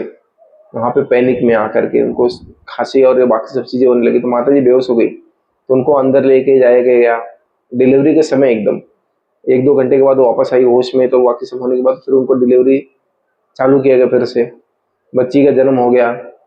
3 मिनट तक बच्ची चूत रही, ना सांस लेती थी, ना आवाज करती थी, कुछ नहीं। लोगों को लगा ये इसके प्राण है कि नहीं। फिर उनको नियोनेटल ICU, जो बच्चों का ICU रहता है, उसमें एडमिट कर दिया गया बच्चों को। और फिर वहां पे 3 मिनट के बाद उसने सांस ली तो लोग खुश हो गए। और बहुत रो रही थी बच्ची कि ऐसा व्यक्ति जो बहुत दर्द में रहे और किस प्रकार से चिल्लाते रहे, रुदन करते रहे, ऐसे बच्ची अभी रुदन कर रही है, लेकिन लोगों को समझ में नहीं आ रहा इतने क्यों रो रही है। तो पूरा हॉस्पिटल एकदम पता चल गया कि कहीं भी किसी बच्चे का जन्म हुआ है। और फिर धीरे धीरे इतना दर्द था तो उसको लेके घंटों लोग घूमते थे, यहाँ वहां करते थे, तो उस समय के बाद सही हो जाएगा। और फिर कुछ ही दिनों के पश्चात वो फिर से बीमारी की वजह से उसको आईसीयू में डालना पड़ा। और 6 महीने के पश्चात जब उन्होंने इसका एमआरआई टेस्ट कराया तो पता चला बेटी का, जो ये लड़की हुई इसको भी, तो उन्होंने सोच लिया था कि इसका नाम वर्षा रखेंगे, कि वो बेटी जिसकी वजह से हमारे घर में प्रेम की वर्षा होगी, इसलिए वर्षा इसका नाम रख दिया। अभी ये बच्ची है, और ये बच्ची ने फिर बाद में एमआरआई टेस्ट कराया तो पता चला इसका जो 40% दिमाग है वो चले गया, मतलब काम नहीं करेगा। और डॉक्टर ने पहले बोल दिया कि ये इनकी आयु कम रहेगी, ज़्यादा जिएंगी नहीं, आयु कम रहेगी, कभी भी खड़ी नहीं हो पाएंगी, चल नहीं पाएंगी, कुछ नहीं कर पाएंगी, बोल नहीं पाएंगी, केवल आप इनको खिलाइए और जिंदा रखिए, बस इतना ही कर सकते हैं। दवाई की जरूरत पड़ेगी दवाई दीजिए, इनका हृदय विकसित नहीं होगा, सब तरह के इनको शरीर में परेशानियां रहेंगी। उसको सुनने के पश्चात ये लोग एकदम टूट गए कि माता जी सोच रहे थे हमने विवाह किया, भक्ति कर रहे हैं, मुझे कैंसर हो गया, इतने वर्षों के पश्चात एक बेटी के बारे में सोचा, तो अभी ये सब हो रहा है। तो कोई भी व्यक्ति बोल सकता है कि भगवान का भक्त होने का क्या फायदा, जीवन में इतनी समस्या आ रही है। तो उन्होंने सोचा कि हमारे गुरु से जाके पूछते हैं कि इस समस्या को हम कैसे समझे, कैसे समझना चाहिए कि क्यों हमारे जीवन में ऐसा हो रहा है। तो राधानाथ महाराज के पास गया और महाराज ने कहा कि देखिए, जो पात्र है, कोई भी माता पिता अपने बच्चों को जो पात्र है उसी के हाथ में देता है। कुपात्र मतलब कि जिसकी लायकी नहीं है, जो उस कार्य को करने के लिए योग्य नहीं है, उसके हाथ में कोई भी कार्य दिया नहीं जाता किसी के द्वारा, बड़ों के द्वारा। ये तो स्वयं भगवान है। और ये हर कोई, किसी के घर में बच्चे का जन्म हो रहा है, लेकिन ऐसे विशेष बच्चे का जन्म नहीं हो रहा है जो कि जिंदगी में कोई पाप नहीं करने वाले, जिनका आप ध्यान रखिए, केवल भगवान का भजन कीर्तन करने वाले। तो ये विशेष भगवान के भक्त हैं, विशेष भगवान की कृपा से विशेष भगवान का बच्चा है, जो कि भगवान के विशेष भगवान को के भक्त को दिया गया है संरक्षण करने के लिए। आप पर विश्वास करके भगवान ने दिया है, आप इसका कैसे देखभाल करेंगे ये आपकी मतलब एक तरह से परीक्षा है। तो आपको इस परीक्षा में अभी पास होना है। तो ऐसा कहा तो उन्होंने बोले ठीक है। फिर उनका देखने का तरीका बदल गया कि हाँ, भगवान ने हमें योग्य समझ करके इन्हें हाथ में दिया है। किसी के भी घर में इस बालक का जन्म हो सकता था, बच्ची का हो सकता था, लेकिन हमारे घर में हुआ, ये सब स्थितियां हुई। तो हमें अब इसके ऊपर खरा उतरना है या इस परीक्षा को पार करना है, इनका देखभाल करना है। ऐसे करते करते करते उन्होंने फिर धीरे धीरे अपने जीवन को समर्पित कर दिया। वो रात को सोते नहीं थे, बच्ची कभी कभी 24 घंटा या उससे ज्यादा जागती थी, पूरा बिल्डिंग वाले। तो उन्होंने इस समय अनुभव किया कि जितने भी भक्त थे राधा गोपीनाथ मंदिर के, सब आके हर तरह से उनको सेवा करते थे, मदद करने का प्रयास करते थे। उनको पता चला कि ये भक्त लोग हमसे कितना प्रेम करते हैं, हम उनके पास जा नहीं पा रहे हैं, हम उनकी किसी उसमें जो भी उत्सव है उसमें जा नहीं पा रहे हैं। कोई कंप्लेंट नहीं कर रहा है कि आप हमारे इधर नहीं आए, हमारी बेटी का जन्मदिन था, हमारा जन्मदिन था, हमारी शादी की सालगिरह थी, ये था वो था, कोई कंप्लेंट नहीं कर रहा है, हर कोई खुश है। और आ करके खुद मिलके चले जाते थे कि हाँ, इनकी इतना उत्तरदायित्व है इनके ऊपर। और शायद पिछले साल या 1-2 साल पहले उस बच्ची ने लास्ट ईयर शरीर छोड़ा। तो जीवन भर उसने कोई भी जन्म ले, आज तक उदाहरण के रूप में भी बहुत मुश्किल ही आपको कोई मिलेगा व्यक्ति जिसने जीवन में एक भी गलत काम नहीं किया होगा। लेकिन ये बच्ची ऐसी रही जिसने केवल और केवल भक्ति किया, कीर्तन सुना, भगवान का प्रसाद खाया, भक्तों के संग में रही, और भगवान के भक्त कथा करते थे उसको सुनती थी। वह ऐसा ही जीवन दिया, पाप मुक्त जीवन। ऐसा उदाहरण इतिहास में भी बहुत कम ही देखने को मिलता है। और भक्त ने इतने वर्षों तक उनका देखभाल किया, फिर फाइनली शरीर छोड़ने के पहले महाराज ने उनको इनिशिएट भी कर दिया, अपना भक्त भी बनाया, शिष्य बनाया। उन्होंने माला नहीं किया, लेकिन बाकी भक्ति के सारे अंगों का पालन किया। जो अदोष दृष्टि, किसी में कोई अपराध नहीं देखा, किसी भी गलत चीज में गए नहीं जीवन भर। सोचो ऐसी विशेष स्थिति में आके, लेकिन हम जीवन यहाँ पे जीवन जी रहे हैं और हर तरह से काम कर रहे हैं, तो हमें किस तरह से केयरफुल होकर रहना चाहिए। अभी ये मौका हमें नहीं मिलने वाला। हमें मौका मिला है क्या, किसी भी प्रकार से ये न के न प्रकार हम अभी भक्ति के संग में आ गए। अब हमारा संघर्ष है कि गलत मत कर दो। करोड़ों रुपए मिल गए या फिर लॉटरी लग गई है, और टिकट को घुमाइए मत, प्लीज रखिए। श्योर है कि आपका नंबर लगेगा, और कब उसको टिकट निकालना पड़ेगा वो पता नहीं। टिकट संभाल कर रखना है। वैसे ही हमको भक्ति में, भक्तों के संग में बन के रहना है, भक्ति करते हुए रहना, बस इतना ही काम करना है। कभी भी किसी दो भक्त में दोष नहीं देखना है। अहंकार नहीं करना है, क्योंकि कहा जाता है अहंकार भगवान बिल्कुल पसंद नहीं करते अपने भक्तों में। उसका सबसे बड़ा उदाहरण है, कौन सा उदाहरण है, सॉरी, कौन सा लीला है? इंद्र देवताओं के राजा है, भगवान ने उनको कुर्सी पे बैठाया है, सुपात्र है, भगवान के कर्म मिश्र भक्त है, वहां पर रह करके भगवान का इतना बड़ा कार्य कर रहे हैं, पूरा ब्रह्मांड को संभाल रहे हैं, एक तरह से सारे देवताओं को नियंत्रण में रख रहे हैं, सब कुछ ठीक से कर रहे हैं। उनको थोड़ा सा अभिमान हो गया, उसको कम करने के लिए भगवान ने गोवर्धन उठा लिया। तो बाहर का व्यक्ति हो गया तो कोई चिंता नहीं करता है, तुझमें 1000 गलती हो, ठीक है, मुझे क्या लेना देना। लेकिन अपना बच्चा जब गलती करे तो माता पिता तुरंत 2 थप्पड़ भी लगा देते। आप सबको पता रहेगा क्यों मारते भाई? बोले बाजू वाला दारू पी रहा, सिगरेट पी रहा, ये खाली 2 उल्टे वचन बोल दिए, आप तो इसको मार रहे। ऐसे समाज, अगर किसी को सुधारना है बच्चे को, तो बाजू वाले को पहले सुधारो, वो ज्यादा बिगड़ा हुआ है। ऐसे कोई बोलता नहीं, मतलब हमको उसे क्या लेना देना। तो भगवान भी ऐसे बोलते हैं, जबकि सभी उनके संतान है, लेकिन बोलते हैं कि ये विशेष रूप से मेरे नाम का माला, कंठी माला पहन के घूम रहा है, मेरा नाम खराब कर रहा है, मेरी कंपनी का आदमी है, और इसको कैसे गलत करने दूंगा। ये ऐसा हो गया है कि घर पे आया हुआ व्यक्ति मुड़ के घर पे वापस नहीं जाना चाहिए। तो भगवान ऐसा है कि आ जाओ अंदर, हमको सुधारना भगवान का लिए एक तरह संदेश है, तुम घर में आ जाओ, हमको गलत न करने देना, हमको मदद कर रहे हैं, भगवान के पकड़ के लेके जा रहे हैं अपने धाम में वापस। और जो एकदम सड़क पे घूम रहा है यहाँ वहाँ, उसको यहाँ से आना ही नहीं है, तो उसको कोई बुलाने जाएगा नहीं। गेट के सामने अगर कोई खड़ा भी रहे, किसी बिल्डिंग का कोई कैंपस या कुछ भी रहे, वहां पे सिक्योरिटी वाला किधर जाना है किसको पूछता है? जो उस बिल्डिंग के आसपास आ जाता है। सड़क पे तो हजारों लोग चलते रहते हैं, उनकी तरफ ध्यान नहीं देता। तो ऐसे भगवान अपने भक्तों को सुधार करके अपने पास लेकर आना चाहते हैं। दूसरा, अभी देखो चैतन्य महाप्रभु बोलते हैं क्या, अगर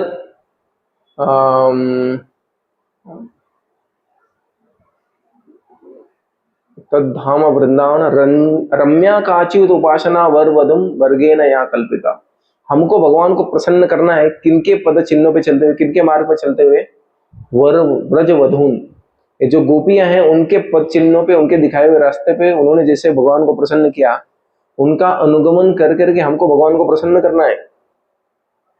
लेकिन जब रासलीला हो रही थी, रासलीला सब लोग बोलते वाह क्या रासलीला रासलीला, लेकिन जैसे ही भगवान ने देखा कि मैं इनके पास आया और इनको अहंकार हो रहा है, तो ये गोपियां खुद ही बोलती है कि हमको अहंकार हो गया था कि भगवान हमारे साथ है। तो जैसे हमने ये विचार किया भगवान हमारे साथ है, तुरंत ही भगवान कृष्ण हमको छोड़ करके चले गए। इतना ही नहीं, राधा रानी जब अकेले थे, भगवान और राधा रानी सारी गोपियों के पास से चले गए भगवान, राधा रानी और कृष्ण है, लेकिन वहां पर जाकर राधा रानी सोच रहे मैं कितने भाग्यशाली हूँ कि भगवान मेरे साथ है, बाकी सब कुछ हो रहे, मैं विशेष हूँ। तो मतलब ये अहंकार नहीं है, आध्यात्मिक अहंकार है, सबसे सही अहंकार है। लेकिन फिर भी वो अहंकार देखने मात्र से हमें शिक्षण देने के लिए भगवान वहां से उनको भी साथ में छोड़ करके चले गए। बोले कि फिर सारी गोपियां ढूंढती हुई आई, बोली कि ये कौन रो रहा है अकेले में, तो भगवान इनके साथ आए थे, इनको भी छोड़ के चले गए। तो जरा भी अपने भक्तों में किसी भी प्रकार का दोष भगवान बर्दाश्त नहीं करते। जैसे माता पिता अपने बच्चों में दुर्गुण बर्दाश्त नहीं करते, तो ये हमारे भले के लिए, हमारे अच्छे के लिए, जब कुछ हो जाए तो ऐसा विचार नहीं करना चाहिए मेरे साथ ऐसा क्यों हो रहा है, सब तो गिरे हुए हैं, हम थोड़े से गिर गए तो क्या हुआ। नहीं, आप निर्मल बने इसके लिए ऐसा किया जाता है भगवान के द्वारा। सो देखते हैं कि केवल हम ही नहीं, हमें भगवान केवल उपदेश नहीं करते कि या अपेक्षा नहीं करते कि तुम अच्छे से रहो, और वो खुद गलत करते, ऐसा नहीं। तो भगवान महाप्रभु के रूप में जब स्वयं आते हैं तो उन्होंने आचरण कैसा किया, तो कितनी ही लीलाओं में देखेंगे तो ऐसा आदान प्रदान किया भगवान ने तो पूछो मत। जैसे रामचंद्रपुरी, उनके गुरु के भाई बंधु है, वो आ गए और महाप्रभु पे बारंबार दोषारोपण कर रहे हैं। उनका स्वभाव था कि दोष देखना दूसरों में, वो बोलते थे सीनियर है इसके लिए कोई कुछ कहता नहीं था उन्हें, लेकिन वो महाप्रभु में भी दोष उन्होंने ढूंढ लिया। लेकिन उसके पश्चात भी महाप्रभु ने क्या किया, अपना खाना तुरंत आधा कर दिया और कुछ खाते ही नहीं थे। उनको देख के जब भक्त लोग पीड़ा में आ गए रामचंद्रपुरी के जाने के बाद भी, तो बार बार निवेदन के पश्चात महाप्रभु ने बोला ठीक है मैं थोड़ा खाता हूँ। तो उन्होंने उनमें भी दोष नहीं देखा जो व्यक्ति दोष से भरा हुआ है। ऐसे ही देखेंगे, आपने कहा जाता है कि भगवान महाप्रभु जब अपने भक्तों को गुणगान करते थे, कहते थे कि पंचमुख हो, या पांच पांच मुख आ गए हैं महाप्रभु को, इस प्रकार से भक्तों का गुणगान करते थे हर जगह पर। कभी भी किसी का दोष नहीं देखा, कभी भी नहीं देखा किसी का दोष।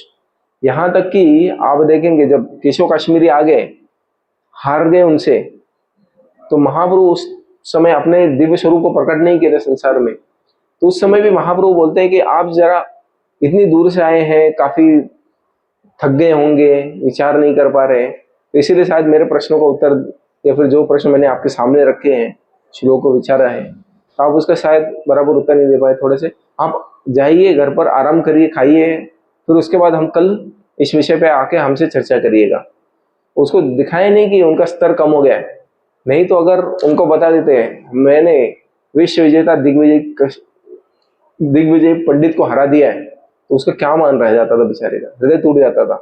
तो इतने सेंसिटिव है, कितनी छोटी चीजों का ध्यान रख करके उसको हराया, लेकिन किसी को बताया नहीं कि मैंने इनको हराया। जब उनके शिष्य हंस रहे थे तो उनको तुरंत चुप करा दिया, और इस तरह से किसी पे व्यवहार नहीं करते किसी के साथ, उनको तुरंत चुप कराया महाप्रभु ने। तो महाप्रभु अपनी यहाँ पर जो सेंसिटिविटी है उसको दिखा रहे, कैसे आचरण में लाना चाहिए चंद। और साथ ही साथ अभी महाप्रभु ने बोला है, या बाकी सब भक्त बोलते हैं कि मायावाद्य भाष्य शून्य होय सर्वनाश, महाप्रभु का स्टेटमेंट है। जबकि सार्वभौम भट्टाचार्य के सामने बैठे हुए, तो सार्वभौम भट्टाचार्य क्या सुना रहे थे, 7 दिन तक लगातार मायावाद सुनाया, और महाप्रभु एक टाइम पे भी बोले नहीं कि मैंने बोला है मायावाद भाष्य सुन ले होय सर्वनाश, और मैं क्यों सुन रहा हूँ। इसका विचार नहीं किया उन्होंने, केवल उनको सुनते रहे सुनते रहे सुनते रहे। जब उन्होंने प्रश्न पूछा आपको समझ में भी आ रहा है कि नहीं आ रहा है, तब उन्होंने कहा अरे मुझे सब कुछ समझ में आ रहा है, लेकिन ये जो वेदांत का ज्ञान है वो सूर्य के समान है, जिसकी रोशनी में सब कुछ दिखाई देता है, जो दिखाई देता है सब कुछ समझ में आता है। लेकिन आप जो उपमा दे रहे, जिस तरह से इसका व्याख्यान कर रहे हैं, वो ऐसे बादलों की तरह है जो सूर्य को ढक रहा है। बोले ये कैसे बात कर रहे हैं। फिर महाप्रभु ने बताना चालू किया, और फिर सार्वभौम भट्टाचार्य समझ गए कि क्या बोल रहे हैं। तो इस तरह से उनको 7 दिन तक रोका नहीं, जब तक वो बोले नहीं। तो इस तरह से महाप्रभु ने उनसे डील किया। फिर प्रकाशानंद सरस्वती के पास भी जब जाते हैं, तो उनका गर्भ का खंडन करने के लिए उनसे शास्त्रार्थ नहीं किया कभी, अपने आचरण के द्वारा ही केवल अपने दिव्य स्वरूप को दिखाकर उनको बदल दिया। बोले मैं तो छोटा सन्यासी हूँ, आपके सामने मेरी क्या है औकात, मैं आपके साथ नहीं बैठ सकता। तो जहां लोग पैर और हाथ धोते वहां पर जाकर के बैठने लगे। तो प्रकाशानंद सरस्वती उनके आचरण को देख करके इतने आविष्ट हो गए कि ये किस तरह का व्यक्ति है, और महाप्रभु के शरीर से दिव्य प्रकाश आने लगा था उस समय। उसको देख करके उन्होंने उनका हाथ पकड़ करके बुला के लेके आए और अपने साथ बिठाए। तो आचरण महाप्रभु अपने व्यवहार के द्वारा, इन लीलाओं के द्वारा हमको दिखा रहे हैं कि कैसा आचरण होना चाहिए भक्त का। हमेशा सामने कोई व्यक्ति आ गया तो बोल करके उसको हरा के एकदम भगाना नहीं है उसको। आचरण ऐसा होना चाहिए कि वो व्यक्ति वहां पे रह जाए और आपकी बात भी बन जाए और वो व्यक्ति भी रह जाए, उस तरह से होना चाहिए। ऐसा ना हो कि हमने इलाज तो कर दिया और पेशेंट मर गया, ऐसा नहीं होना चाहिए। पेशेंट जिंदा रहे और इलाज भले ही धीरे हो तो चलेगा, लेकिन व्यक्ति के मान सम्मान को ठेस पहुंचाएंगे तो हम ज्यादा कुछ कर नहीं पाएंगे, फिर व्यक्ति जिंदा नहीं रह सकता।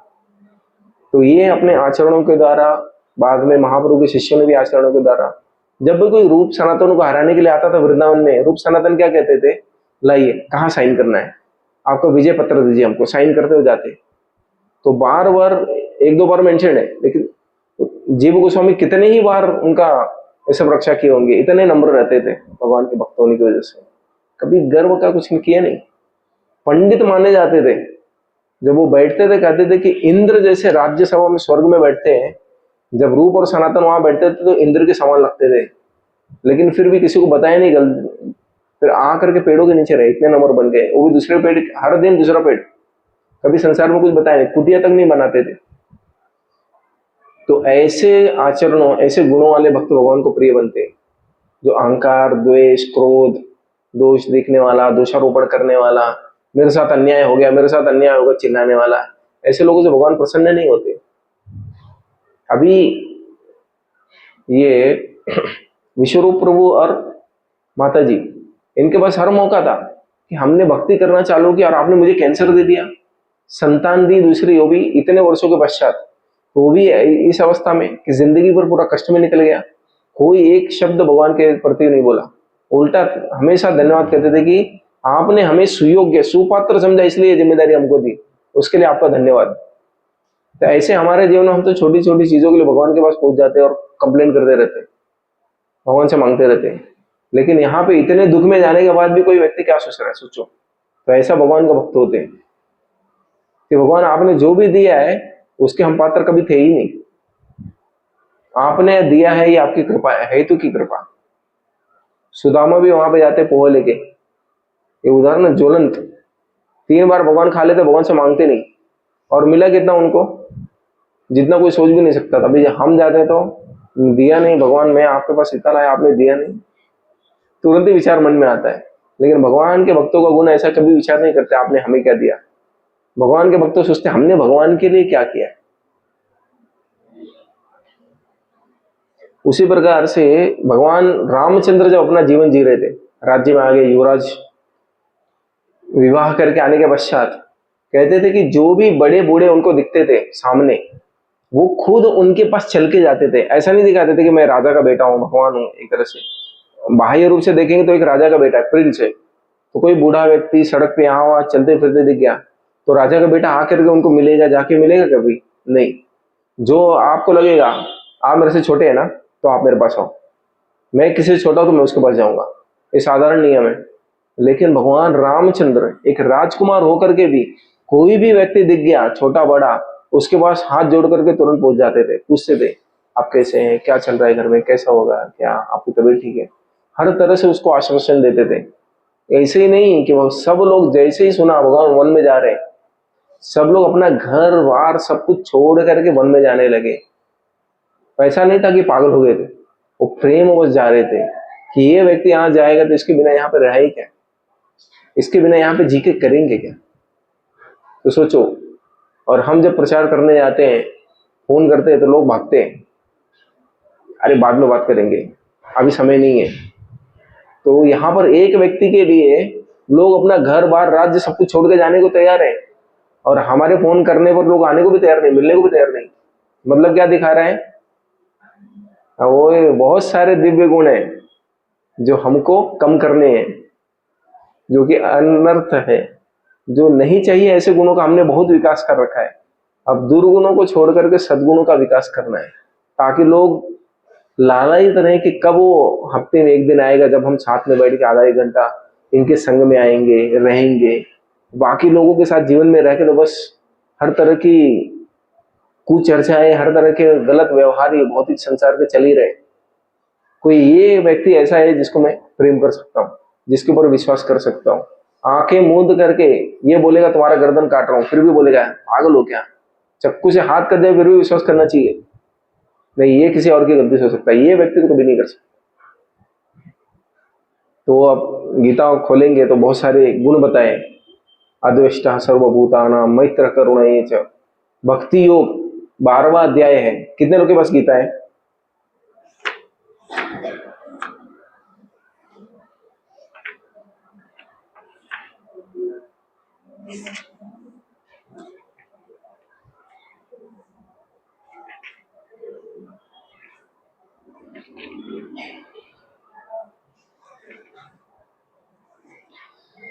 अभी श्लोक नंबर 13 से लेके 18-19 तक भगवान केवल भगवान के भक्तों के गुण बताते रहते हैं। अर्जुन का प्रश्न आता है निराकार रूप सही है कि साकार रूप सही है, कौन से रूप का हम वो करना चाहिए? तो भगवान बता देते हैं साकार रूप बहुत आसान है, इसकी पूजा करोगे, दोनों ही मेरे रूप है, लेकिन साकार ये है, और निराकार में बहुत कष्ट है। तो वो बताने के बाद कुछ भगवान के भक्तों का गुण करते हैं, कैसे वो भगवान की सेवा करते हैं। फिर भगवान यहाँ पर भक्तों के गुणों को बताते हैं। और आप अगर 13वें अध्याय में ना, अगला अध्याय, अध्याय का श्लोक 8 से 12 तक देखिए। अमानित्वम, विनम्रता, विनम्रता, अदाम्भिकता, अदम्भित्वम, अहिंसा, शांति, सहनशीलता, सहिष्णुता, सरलता, और आचार्य उपासना, शुचम शौचम मतलब साफ सफाई रखना, एकदम क्लीन व्यवहार, स्थिरता, इंद्रिय नियंत्रण, वैराग्य, अनहंकार, अहंकार न होना, शुद्धता, जन्म मृत्यु जरा व्याधि से दोषों से परे जाना, इनमें आसक्ति न रखना, घर परिवार इन सब में भी आसक्ति नहीं रखना। इस सब चीजों को भगवान बोलते हैं केवल ये ज्ञान के क्या है, ये यही केवल ज्ञान है। ये भगवान के भक्तों के गुण ऐसा कुछ बोलते ही नहीं भगवान। हम कितने दूर है सोचो एक्चुअल भक्ति से या भक्तों के गुण से। ये सब चीजों को सुन कर हारे ये तो ज्ञान के जो अंग बोल रहे हैं उसमें से भी 1% हमारे पास नहीं है। और बोले भक्त बनना है हमको, हमने कंठी पहन लिया, तिलक लगा लिया, धोती कुर्ता पहनने लगे, प्रसाद भी खाने लगे, कीर्तन में आके डांस भी करने लगे, करताल मृदंगा ये भी बजाने लगे, भागवतम भी पढ़ लिया, गीता भी पढ़ लिया। लेकिन भगवान बोल रहे हैं ये क्या है, ज्ञान क्या है, ये सब 20 वस्तुएं, ये जो 20 वस्तुएं दी है ये ज्ञान का अंग है। ये नहीं बोल रहे भक्तों के गुण है ये। और भागवतम में भगवान बोलते हैं कि सर्वे गुणे तत्र समासुते हराव भक्तस्य कुतो महद गुणा, कि भगवान के भक्तों में वो गुण है जो देवता भी सोचते हैं कि काश ये गुण मुझ में भी होते। ऊपर बैठे स्वर्ग में देवता सोच रहे काश ये गुण मुझ में होते, और हम सोच रहे काश ये ज्ञान के जो अंग है, गुण है, वो हम में होते। लेकिन अभी भगवान अब आइए 12वें अध्याय में, अद्वेष्टा सर्वभूतानाम, किसी से द्वेष नहीं करते, मैत्र करुणा, द्वेष नहीं करते लेकिन मैत्री और करुणा सभी पे करते हैं भगवान के भक्त। निर्ममो, ये मेरा है, निरहंकार, ममत्व नहीं है और अहंकार भी नहीं है। सम दुखक सुखक क्षमी, सुख आए या दुख आए सब में समान रहते। कोई है क्या ऐसा जिसके जीवन में दुख आया और कुछ बोला नहीं, बोला हाँ अभी सब मस्त चल रहा है। सुख आया तो भी किसी को कुछ किया नहीं, गलती किसी को दोषारोपण नहीं किया, ऐसा कोई है हमने? नहीं है। भगवान के भक्तों के गुणों से हम कितने दूर हैं, ऐसा बोलना कि ब्रह्मांड से दूर है पूरा, लाखों किलोमीटर और बाकी जो है वो सब नहीं बोल सकते। बोला ब्रह्मांड इतनी दूरी हमारे और भगवान के भक्तों के गुणों में। मैत्र करुण एवच, सम दुखक सुखक क्षमी, संतुष्ट, संतुष्ट है क्या, ये नहीं है, ये नहीं है, ये नहीं है, ये नहीं है, ये नहीं है। दृढ़ निश्चय, और भगवान को मन और बुद्धि, मई अर्पित मनोबुद्धि, मन और बुद्धि किसको अर्पित की है? लेकिन हमारा मन इस संसार में, बुद्धि पैसा कमाने में।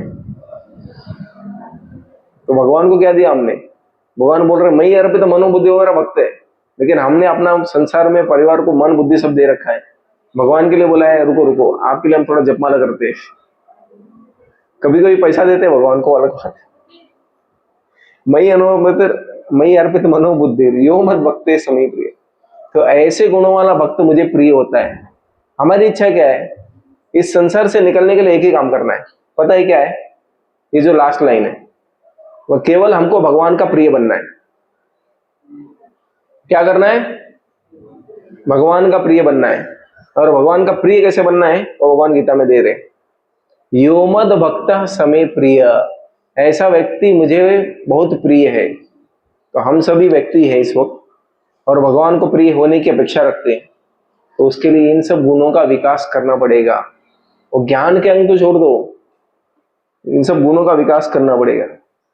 और उसके आगे अभी आगे बढ़िए 15 नंबर में, यस्मान नो द्विजते लोको लोकान नो द्विजते चयः, जिसकी वजह से कोई उद्वेगित नहीं होता, गुस्से में नहीं आता। लोकान नो द्विजते चयः, ना ही लोग इसके ऊपर गुस्सा करते, ना मेरे ऐसे कुछ काम रहेंगे जिसकी वजह से दूसरा कोई गुस्सा होगा, ना दूसरे ऐसे दूसरों के कामों को देख के मैं उद्वेगित होऊंगा। दोनों ही तरफ से। हर्षामर्ष भयोद्वेगैर मुक्तो यस्य च मम प्रिय, हर्ष खुशी हो या दुख हो, अमर्ष दुख के किस कारण, भय रहे या फिर उद्वेग, कोई कुछ कर दिया उद्वेगित कर रहा है हमको, इन सब से मुक्त रहेगा जो व्यक्ति। हर्षा अमर्ष भय उद्वेगैर मुक्तो या सच में प्रिय, ऐसा व्यक्ति भगवान को प्रिय है। तो ऐसा कोई कार्य नहीं करना चाहिए दूसरे जिसकी वजह से उद्वेगित हो, भय से हमें मुक्त रहना है।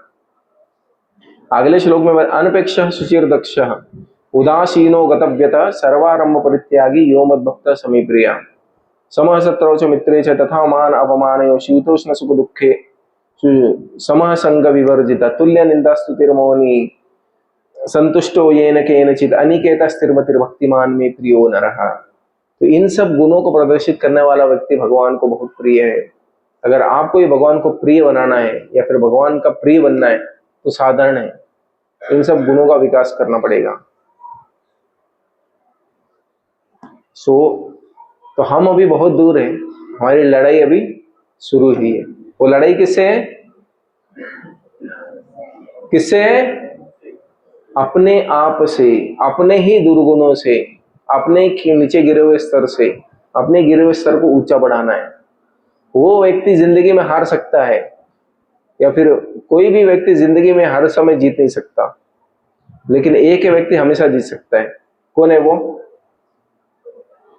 और हमें किसी बाहर वाले से जीतना नहीं है, हाथों में शस्त्र धारण नहीं करने, या फिर किसी ज्ञान के पिटारे को नहीं खोलना है। इसमें ये सब चीजों को प्रदर्शन करने के लिए ना ज्ञान चाहिए, ना बहुत बड़ा शरीर चाहिए, ना पैसा चाहिए, ना कुछ चाहिए। आप केवल अपने आचरण के द्वारा अपने आप को हमेशा हरा सकते हैं और भगवान के प्रिय बन सकते हैं। एकदम सिंपल आंसर। लेकिन अपने आचरण को सही नहीं रखा तो भगवान तो क्या, इस संसार में हमारे घर के लोग ही हमको प्रिय नहीं मानते। तो अगर हमसे कोई नाखुश रहेगा, खुश नहीं हो रहे, हमारे आचरण से लोग खुश नहीं हो रहे, तो समझ लीजिएगा कि भगवान तो क्या खुश होंगे। तो भगवान को खुश करने के लिए इन सब आचरणों को करेंगे, और इन सब आचरणों को करेंगे तो दिव्य गुणों का विकास होगा और लोग हमारे पास आएंगे। तो एक भजन है जो कि एक बार माता जी को सुनाया था कि अगर गलती से हमें कुछ हो जाता है तो ये भक्त के जीवन में क्या हो गया, आचार्य है, महाप्रभु के समय पे रहे, तो और वो कुछ हो गया तो उनसे गलती कर दी उन्होंने, और फिर बाद में उन्होंने उनके गलती के लिए माफी मांग ली, भक्त ने माफ कर दिया उनको तुरंत, लेकिन जीवन पर्यंत उन्होंने उसको भूले नहीं। और एक भजन लिखा उन्होंने, वो क्या भजन लिखा, बंगाली में लिखा है, मैं पढ़ता हूँ फिर मीनिंग भी बताता हूँ। वृंदावन वासियत वैष्णवेरगा पथ में वंदन करी सवार चरण। वृंदावने वासी जत वैष्णवेरगा प्रथमे वंदन करी सवार चरण। बोलते कि वृंदावन में जितने भी भगवान के भक्त हैं, वैष्णव लोग निवास कर रहे, रह रहे, सभी का सबसे पहले मैं चरण वंदना करता हूँ। अपनी की हुई गलतियों को माफी मांग रहे हैं। हमने तो कितनी गलती की पता नहीं। फिर नेक्स्ट दूसरे स्टैंजा में बोलते हैं, नीलाचल वासियत महाप्रभुर्गण भूमि ते पड़िया वंदो सवार चरण। नीलाचल में, जगन्नाथपुरी में, पुरुषोत्तम क्षेत्र में, जंग शंख क्षेत्र में, श्री क्षेत्र में, ये सब एक ही जगह का नाम है, चार नाम नहीं है। तो जितने भी भगवान के भक्त रह रहे, निवास कर रहे, उन सभी को मैं जमीन पर लोड करके, भूमि ते पड़िया, जमीन पर लोड करके उन सभी के चरणों को वंदन करता हूं। थर्ड, नवदीप वासी जत महाप्रभुर भक्त सबार चरण वंद होई अनुराग। बोले महाप्रभु के जितने भी भक्त है नदिया में, जिन्होंने महाप्रभु के जन्म क्षेत्र में जो लोग रह रहे, सभी का मैं हृदय से अनुरक्त होकर, कृतज्ञ होकर के प्रणाम करता हूं, सभी को उनके चरणों में प्रणाम करता हूं। चौथा लाइन में बोलते हैं, महाप्रभुर भक्त जत गौड़ देश स्थिति सबार चरण वंदो करिया प्रणति। जितने भी महाप्रभु के भक्त गौड़ देश में रह रहे, गौड़ मतलब पश्चिम बंगाल और उधर के जो उत्तर के क्षेत्र में जितने भी भक्त रह रहे, सभी को मैं प्रणति करता हूं, प्रणाम करता हूं। फिफ्थ लाइन बोलते हैं, जे देशे वैशे गौरांगे गान ऊर्ध्व बाहु करी वंदो सवार चरण। जिस जिस जगह पे, जिस जिस स्थान पर, देश मतलब स्थान पर, जिस जिस स्थान पर, ये देशे जे देशे, जिस जिस स्थान पर महाप्रभु के भी भक्त रह रहे, सभी को मैं प्रणाम करता हूं, ऊर्ध्व बाहु करके। लेकिन कैसे करके? जैसे हम हरे कृष्ण महामंत्र का जप करते, ऊर्ध्व बाहु मतलब हाथ को ऊपर करके, सभी भक्तों को जो भी जहां भी रह रहे उन सभी को प्रणाम करता हूं मैं, ऐसा बोलते हैं। अगला, हैया छे न हई बेना प्रभुर जत दास, सबर चरण बंदो दांत करी गास। जितने भी महाप्रभु के भक्त हुए हैं, जितने भी महाप्रभु के भक्त हैं, जितने भी महाप्रभु के भक्त होंगे, मतलब आप सभी को मिला करके बोल रहे हैं। एक तरह से हम भी महाप्रभु के भक्त हैं, उनकी ही परंपरा में। तो ये भक्त 450 साल पहले बोल रहे हैं कि जितने महाप्रभु के भक्त थे, हैं और रहेंगे, आएंगे, बनेंगे, उन सभी को मैं प्रणाम कर रहा हूं आज के दिन से। मैं चले जाऊंगा तो उनको प्रणाम नहीं कर पाऊंगा, लेकिन आज मैं उन सभी को प्रणाम कर रहा हूं। तो मतलब आप सभी को, ये जो भगवान के भक्त हैं वो प्रणाम कर रहे हैं वहां से 350-400 साल पहले। ब्रह्मांड तारिते शक्ति धरे जने जने, ये वेद पुराण गाए, ये वेद पुराण गुण गाए जे सुने। एक एक भक्त जो है, जिनकी मैं वर्णन कर रहा हूं, जो थे, हैं और आएंगे, एक एक भक्त क्या है, पूरे के पूरे ब्रह्मांड को भगवान का भक्त बना करके इस संसार को खाली करने की शक्ति रखते हैं। इसीलिए मैं इन सब का वर्णन करता हूं, और जो कोई भी इनके बारे में सुनेगा, गाएगा, वो भी धन्य हो जाएगा। महाप्रभुर भक्त गण सब पतित पावन, तोई लोभे मुई पापी लोई नु शरण। महाप्रभु के जितने भी भक्तगण हैं, सब क्या है, पतित पावन है, सब हमारे जैसे पतितों का उद्धार करने वाले। ताई लोभे, क्योंकि ये पतित पावन है, उस आशा से, ताई लोभे, इस आशा से या लोभ में मैं ये लिख रहा हूं, गा रहा हूं ये सब चीजें, कि महाप्रभु के भक्त क्या है, पतित पावन है। वंदन करिते मुई कत शक्ति धरी, तोमा बुद्धि दोषे मुई दंभ मात्र करी, सॉरी, तमो बुद्धि मात्र। वंदना करने की कितनी शक्ति भगवान ने मुझे दी, मुझे समझ में नहीं आता कि मैं बहुत अल्प बुद्धि वाला व्यक्ति कितनी वंदना कर सकता हूँ, कितना प्रणाम कर सकता हूँ भगवान के भक्तों को। तमो बुद्धि, मेरी बुद्धि तम में है, तमो बुद्धि दोषे, और उसमें भी 1000 दोष है। दंभ मात्र करी, और एक तो तम बुद्धि और दोष से भरी हुई है, और केवल मैं दंभ करता हूं, अहंकार से भरा हुआ हूं, अहंकार करता हूं अपनी इस बुद्धि पर, तमो बुद्धि वाली। मैं कितना भक्तों को प्रणाम कर सकता हूं, जो कि सारे संसार का पालन को तारण कर सकते हैं।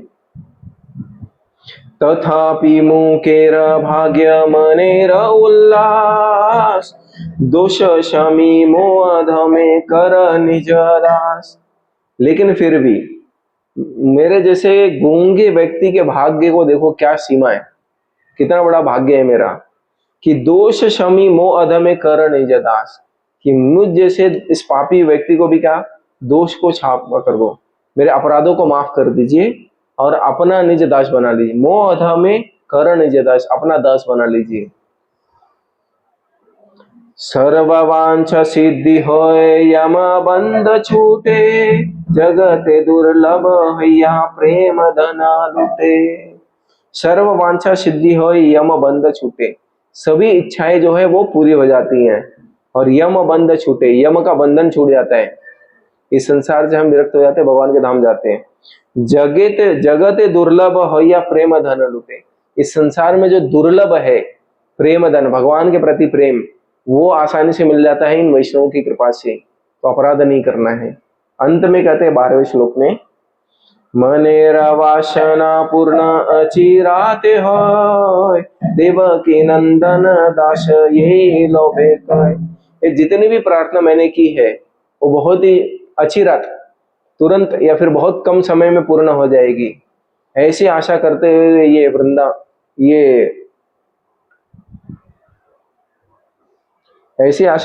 ये देवकी नंदन दास इस पद को गा रहे हैं। तो सोचो, ये 350-400 साल पहले महाप्रभु के जस्ट बाद आए भक्तों ने ऐसे लिखा है। तो हमें इस संसार में इतने डिस्ट्रक्शन, इतने अपराध, इतनी गलतियां करते हुए, गीता का एक स्टैंडर्ड है, भगवान के भक्तों का एक स्टैंडर्ड है, महाप्रभु ने एक अलग सीमा बना रखी है, कि उनके भक्तों का आचरण कैसे होना चाहिए।